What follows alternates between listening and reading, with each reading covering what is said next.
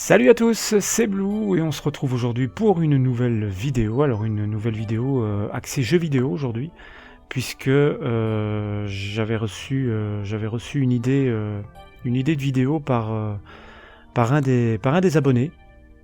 Il se reconnaîtra, il s'agit de Steven, qui m'avait refilé une bonne idée de vidéo, à savoir donner mon avis sur la prochaine console de Nintendo, à savoir la Nintendo Switch.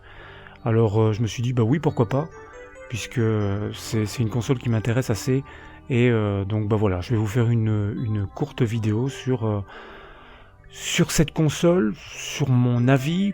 Pas vraiment, ça va pas vraiment être une présentation sur la console, puisque ça je suppose que vous le savez déjà, mais surtout sur mon avis, sur ce que j'en pense et sur ce que j'attends. Déjà, il faut savoir que cette console qui a été annoncée il y a pas si longtemps, je pense qu'il y a vraiment tout récemment qu'il y a eu une vidéo d'une 3-4 minutes de présentation de la console, donc c'est assez succinct et on n'a pas beaucoup d'informations sur la console. On voit quelques images, on voit un petit peu comment elle sera, mais on a très très peu d'infos. On ne connaît pas encore grand chose sur cette console. Alors qu'est-ce qu'on sait par rapport à la Nintendo Switch ? C'est déjà qu'elle sortira le 17 mars, si je dis pas de bêtises, 2017, et que par rapport à son prix, là il n'y a rien d'officiel, mais c'est une information que j'ai vue sur internet et qui est pas... Enfin, je vous dirais pas de la prendre comme officielle, mais qui pourrait bien s'orienter dans ces prix-là. On pourrait avoir une console à partir de 235 €. Voilà, donc ça, ce serait déjà pas mal. Maintenant, il y aurait plusieurs bundles et de là, on pourrait monter à 300, 350, ça dépendrait les jeux qu'il y a avec. Mais on pourrait avoir une console à la base qui pourrait coûter plus ou moins 230 €. Donc ce serait pas mal, je trouve, parce que quand on voit les grosses consoles que sont la PS4 et la Xbox One, c'est vrai que ça fait lourd. Ça fait lourd pour le portefeuille, avec la PSVR qui est sortie... aussi au mois d'octobre, ça fait lourd tout ça, donc une nouvelle console Nintendo à ce prix-là, moi je dis oui, parce que voilà, ce serait déjà moins cher. Mais enfin, il faut quand même déjà les donner, les 230 €, bien évidemment. Alors qu'est-ce qu'on sait par rapport à cette console ? C'est que ça va être une console qui va être hybride entre console de salon et console portable. Elle va avoir une espèce de base, dans laquelle va pouvoir s'insérer un espèce de gamepad, ça me fait penser à la gamepad de la Wii U, et qu'on va pouvoir enlever à loisir pour transformer la console en console portable et l'amener où on veut. Elle sera également dotée de Joy-Con, qui sont des petites manettes, mais quand je dis petites, c'est vraiment petites, elles sont limite trop petites. Quand on les voit sur les images, il faut pas avoir des gros doigts. J'ai vraiment l'impression qu'il faut avoir des toutes fines mains pour y jouer.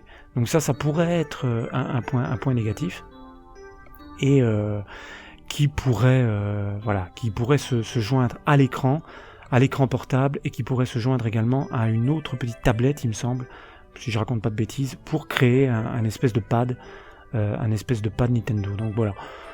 Très peu d'informations à ce niveau-là, j'ai pas encore tout capté, mais quand on voit quand on voit la console, quand on voit le design un peu de la console, quand on voit l'écran portable, quand on voit les Joy-Con et tout ça, ça me fait un petit peu penser à la Wii U, quoi. Je veux dire, j'ai pas l'impression que Nintendo a fort évolué par rapport à la Wii U. J'ai plutôt l'impression que cette Nintendo Switch, c'est une Wii U 2.0. Voilà, j'ai plutôt l'impression que c'est une 2.0 et qu'on a relégué la Wii U à la poubelle, finalement, peut-être un peu tôt, et que c'est un aveu d'impuissance de la part de Nintendo, que peut-être qu'ils se sont dit, on a loupé avec la Wii U, mais c'était une bonne idée, donc on va reprendre le principe de la Wii U, mais l'améliorer, quoi. Donc moi je me demande si la Wii U n'aurait pas simplement pu être améliorée au lieu de sortir une nouvelle console, quoi. Parce que moi, honnêtement, la Wii U, c'est une console que j'aime bien. Et je ne parle pas seulement de Mario Kart, sur lesquels je vous ai déjà fait des vidéos. Moi je suis déjà un grand fan du monde de Mario, de la licence Mario, ça c'est pas un secret. Et voilà, j'aime bien aussi les jeux Donkey Kong. Donc il y a beaucoup de jeux sur cette Wii U que j'aime bien. Beaucoup de jeux encore auxquels j'ai pas encore joué, mais beaucoup de jeux auxquels j'ai joué, et finalement c'est une des consoles, si pas la console avec laquelle j'ai le plus joué. Donc j'avoue que ça m'attriste un petit peu de voir cette console Wii U déjà partir aux oubliettes dans quelques mois. Ça, c'est un petit peu dommage. De mon point de vue, cette nouvelle console Switch, elle est indispensable. Elle est indispensable, c'est une console que je vais devoir acheter, puisque étant fan de la licence Mario, et étant surtout un gros fan de Mario Kart, il est hors de question que je passe à côté des nouveaux opus. Donc ça, c'est un petit peu la loi du marché, hein. C'est la règle du jeu, hein. Si vous voulez les nouveaux opus de vos titres préférés, vous êtes obligé de passer aux nouvelles consoles. Donc ça ne dérogera pas à la règle, et je vais être obligé de passer à la Nintendo Switch. Mais malheureusement, je n'abandonnerai pas la Wii U pour autant. Par contre, ce que je trouve dommage, c'est que quand il y a des jeux qui se jouent en réseau, quand un nouvel opus sort, ils vont couper le réseau. C'est-à-dire qu'ils vont certainement le faire pour le Mario Kart 8. Ils vont couper le réseau une fois que le Mario Kart Switch ou le Mario Kart 9 sortira sur la nouvelle console. Voilà. Ça, c'est un petit peu dommage parce que je suis vraiment fan de cet opus-là. Pareil pour les jeux Mario, mais ceux-là ne sont pas en réseau, donc on peut continuer à y jouer. Alors par rapport justement aux jeux sur cette console, il y a une nouvelle qui me réjouit personnellement. Ça me réjouit personnellement parce que, et ça c'est la nostalgie qui parle, hein, c'est l'enfant qui parle. J'ai été habitué durant mon enfance d'avoir des cartouches avec la Mega Drive, avec la Super Nintendo, avec la Nintendo, avec la Nintendo 64. Et apparemment, il se pourrait que avec cette Nintendo Switch, on ait le retour des cartouches. Et ça, je trouve que c'est une excellente chose, parce que je trouve que déjà les cartouches sont plus résistantes, elles sont plus facilement transportables, et à mon avis on se dirige avec cette Nintendo Switch vers des cartouches qui seraient pas aussi pas les cartouches de la Nintendo 64, pas des cartouches épaisses de ce style-là, mais à mon avis on aurait un système de cartouches un peu à la Nintendo 3DS. Nintendo 3DS, c'est-à-dire des cartouches plutôt fines qui s'inséreraient dans l'écran, dans le petit écran portable, et qui pourraient donc dès lors nous permettre de voyager avec cet écran portable. Maintenant, reste à voir la charge de cet écran, parce que quand on parle de la charge de la gamepad, c'est un petit peu une catastrophe, hein. Quand vous êtes en plein jeu, la gamepad elle tient même pas 1 heure, mais par contre elle met 3 heures à se recharger. Donc il faudrait voir le niveau de charge, voilà, si à ce niveau-là l'autonomie, si l'autonomie de cet écran portable de la Switch sera meilleure, je l'espère, parce que sinon ça ne permettra pas aux gens d'aller bien loin très longtemps avec cet écran. Moi personnellement, le côté console portable, ça m'intéresse pas trop. Ça m'intéresse pas vraiment, parce que j'ai pas beaucoup de consoles portables. Pour tout vous dire, ma dernière console portable c'était la DSi. Donc après j'en ai plus pris. Les PS Vita m'intéressaient pas, la Nintendo 3DS m'intéressait pas. Donc voilà, le côté console portable, c'est pas véritablement pour ça que j'ai envie d'acheter la console, mais ça a un côté qui peut être intéressant pour beaucoup de gens.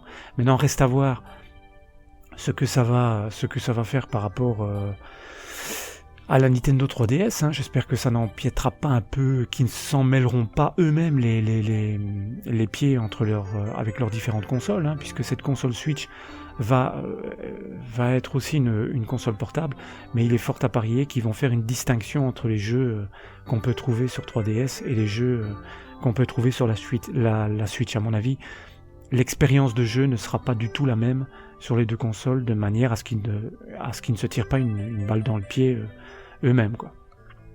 Voilà, donc une console qui, voilà, moi je l'achèterai, hein, ça c'est sûr et certain. Maintenant, le design de la console, moi je ne le trouve pas particulièrement beau. Je ne le trouve pas particulièrement beau, notamment le socle où on met les Joy-Con, ou je sais pas trop, ouais c'est ça. Le socle où on met les Joy-Con, c'est une tête de chien, quoi. C'est une tête de chien, ça avait été montré par un artiste, ça, le jour de sa sortie, enfin le jour de son annonce. C'est un peu une tête de chien, bah, c'est mignon, mais c'est un peu... Enfin, je sais pas, j'ai pas trouvé qu'elle était vraiment très très belle. Maintenant, c'est pas la beauté de la console qui compte, hein, c'est ce qu'elle en a dans le ventre. Et ça aussi, ça pourrait poser problème, puisque ça a été annoncé que la console n'aurait que 32 Go de stockage. 32 Go. Par rapport à ce que propose la concurrence, c'est mince, c'est très mince, c'est ridicule même. Donc, il faudra voir un petit peu ce que ça va donner, mais je trouve un petit peu ridicule de rester sur 32 Go. Ils sont butés, hein, chez Nintendo. Ils avaient déjà proposé ça sur la Wii U. Le maximum de stockage qu'on pouvait avoir, c'était 32 Go. Et ici, sur la Switch, apparemment, on se redirige vers la même chose. Alors, est-ce qu'on aura deux consoles différentes, c'est-à-dire une qui va proposer 8 ou 16 Go et une qui va proposer 32 Go, comme c'est le cas avec la Wii U? Ça, je sais pas. Mais ça risque d'être difficile et ça risque de rendre impossible le portage de jeux haute définition, de jeux 4K par exemple sur la Switch. Parce que quand on pense que des jeux comme ça bouffe déjà, je crois, 30 Go sur la console. Donc je pense qu'à mon avis, ils feront l'impasse sur cette technologie-là. Alors moi personnellement, je m'en fous, parce que j'ai pas de téléviseur 4K et je compte pas du tout en avoir dans l'immédiat, du moment tant que ça sera pas à des prix abordables. Donc ça, je m'en tape. Mais il y en a beaucoup qui vont peut-être compter là-dessus. Donc voilà, maintenant il y a les grands fans de Nintendo qui eux resteront toujours présents, mais il y a des gens qui vont stater, qui vont voir. Donc fort à parier que au moment de sa sortie, il n'y a pas beaucoup de monde qui vont acheter la console, sauf les fans, et ils vont attendre, et ça sera peut-être mon cas, de voir un petit peu si la déception ne sera pas trop grande. Maintenant, même si la déception est grande, je vous l'ai dit, je pense que j'achèterai quand même la console, puisque il n'y aura pas le choix pour jouer au prochain jeu Mario, notamment. Donc voilà.